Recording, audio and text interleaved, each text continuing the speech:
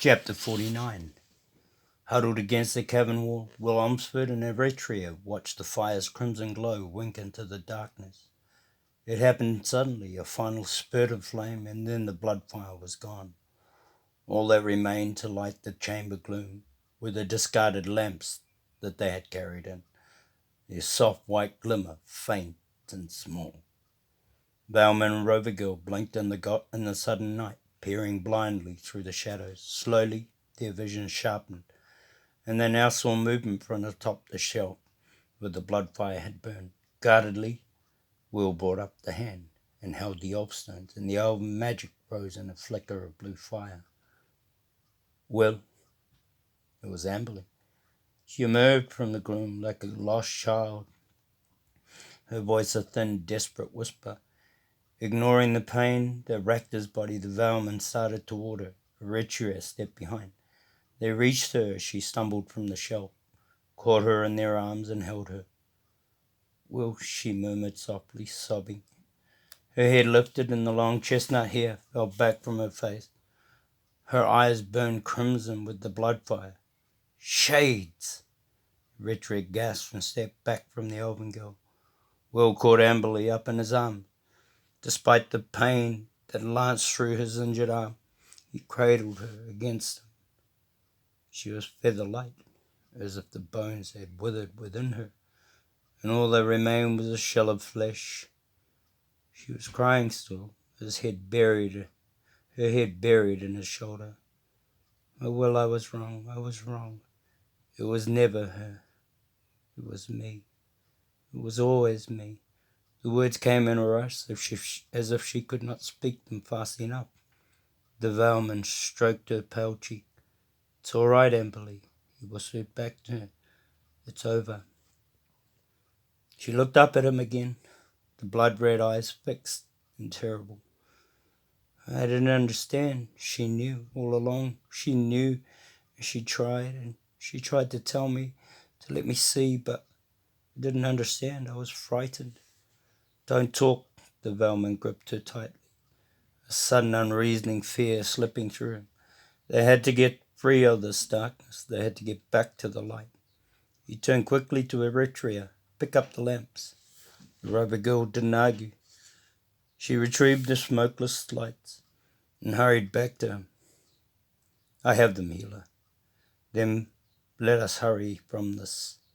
He began and caught himself. The outcries, the seed, had the elven girl. Amberly, he whispered gently, has the seed been placed within the fire, Amberly? It's done, she said so softly he barely caught her words. How much had this cost her? He wondered bitterly. What had happened to her within the fire? But no, there was no time for this. They must hurry. They must climb from these catacombs back to the slopes the spires reached, and then return to Arbelon. There Amberly could be made well again. There she would be all right. Hebel, he called out. Here, Elfling. The old man's voice was thin and harsh. He appeared out of the shadow, cradling Drifter in his arms. Legs broke. Maybe something more. There were tears in Hebel's eyes. I can't leave him. Healer. Eritrea's dark face was suddenly close before his own. How are we to find our way back without the dog? He stared at her as if he had forgotten she existed, and she flushed with shame, thinking him angry for her reaction to the elven girl. The Elfstones, he muttered finally, and did not stop to question whether he could use them. The Elfstones will show us the way. He shifted Amberly slightly in his arms, grimacing as the pain from his shattered body rose up in waves. Eritrea caught his arm. You cannot carry the elven girl and use the stone as well. Give the girl to me. He shook his head.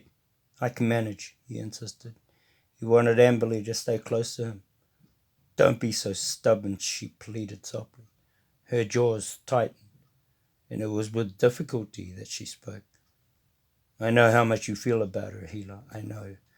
But this is too much for you. Please, let me help. Give her to me to carry. The eyes met momentarily in the half-light, and Walsh saw the tears that glistened on her cheeks. That admission had hurt her. Slowly he nodded. "You're right. I cannot do this alone." He gave Amberley to the Rover girl, who cradled her as if she were a babe. Amberley's head slipped down against Eritrea's shoulder, and she slept. "Stay close," Will admonished, taking one of the smokeless lamps and turning away. They went back through the waterfall and through the cavern that housed it, picking their way carefully across the rock-strewn floor. Blood and sweat mingled freely on Will Umsford's body, and the pain grew worse. By the time they had reached the passageway leading up into the maze, the Velman could barely walk. Yet there was no time to rest. They had to reach Perk quickly, for it was his final day. They had to get free of Safehold, back to the surface of the hollows, to the slopes of Spire's Reach, before the sun set, or the little winged rider would be gone. That would be the finish for them. Without Perk and Genowin to carry them to Abalon, they would never get clear of the Wilderin. Staggering to a halt before the passage entry, Will fumbled through the compartments of the pouch he carried at his waist. Within were the herbs and roots that aided him in his healing. After a moment's search, he brought forth a dark purple root, and its 6-inch length coiled right. He held it before him, hesitating. If he ate it, its juice would kill the pain. He would be able to go on until they reached the slopes of the mountains above. But the root had other effects. It would make him drowsy and eventually render him unconscious. Worse, it would cause him to become increasingly less coherent. If it took effect too quickly before they succeeded in finding their way clear of the catacombs, Eritrea was watching him wordlessly. He glanced up at her and the frail body she carried. Then he bit into the root and began to chew. It was a chance he had to take. They stumbled ahead in the dark. When the maze began to open up before them, the Veilman brought up the hand and held the Elfstones and called forth the magic within. It came quickly this time, flooding through him like a sudden rush of heat, whirling through the limbs and exploding outward into the dark. Like a beacon, it curled before them through the catacombs, leading them on. They followed, shadows in the passage gloom. Onward they trudged, the crippled Veilman willing forth the blue fire to give them direction. The Rover girl close beside him, holding the sleeping elf girl gently, and the old man cradling the giant dog. The minutes slipped away slowly. Pain from the wound, suffered in the battle with the Reaper, faded into numbness, and Will felt himself drift through the darkness like a thing filled with air. Slowly, the juice of the root worked through him, sapping his strength until his body felt as if it were made of damp clay, sapping his reason until it was all that he could do to remember that he must go on. All the while, the elven magic stirred his blood, and as it did so, he felt himself changing in that same unexplainable way. He was no longer the same. He knew he would never be the same. The magic burned through and left an invisible permanent sear upon his body, and his consciousness helpless to prevent it. He let it happen, wondering as he did what effect it would have upon his life. Yet it did not matter, he told himself. Nothing mattered but seeing that Amberley was made safe. The little company pushed ahead in the wake of the brilliant blue fire, and the tunnels and corridors and stairways disappeared into the blackness behind them. When finally they staggered from the cavern's mouth of Safehold into the air and light of the valley, they had spent themselves. The Rover girl had carried Amberley the entire way, and her strength was gone. The Veilman was barely conscious, numbed through by the pain-killing root, drifting in and out of coherence, as if wandering directionlessly through a deep mist. Even Hebel was exhausted. Together they stood upon the open bluff, high on the slopes of Spire's Reach, and blinked in the mix of fading sunlight and lengthening shadow, their eyes following its sweep across the expanse of the hollows, westward, to where the sun set slowly into the forest, a brilliant blue blaze of golden fire. Will felt his hopes fall away from him. The sun, Eritrea. She came to him, and together they laid Amberly upon the ground, dropping wearily to their knees as they finished. The elven girl slept still, her soft breathing the only sign of life she had shown during the whole of their journey up from the catacombs.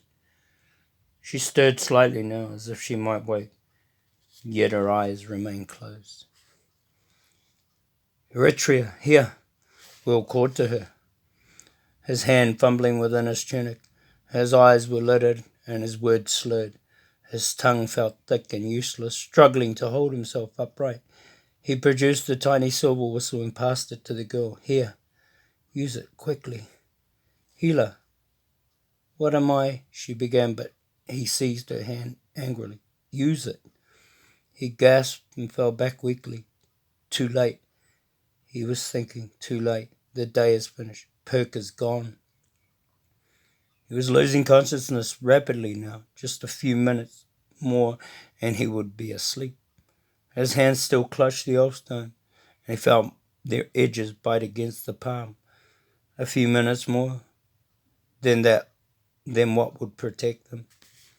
He watched Eritrea rise and place the whistle to her lips. Then she turned to him, her dark eyes questioning. There is no sound. He nodded. Blow again. She did, then turned a second time. Watch. He pointed toward the sky. She turned away. Hebel had laid Drifter upon a bed of sawgrass, and the big dog was licking his hand. Will took a deep breath and glanced down at Amberly, so pale, as if life had been drained from her. A sense of desperation gripped him. He had to do something to help her. He couldn't leave her like this. He needed Perk badly. If only they had been a little quicker, a little swifter in their flight. If only he had not been hindered by his injuries.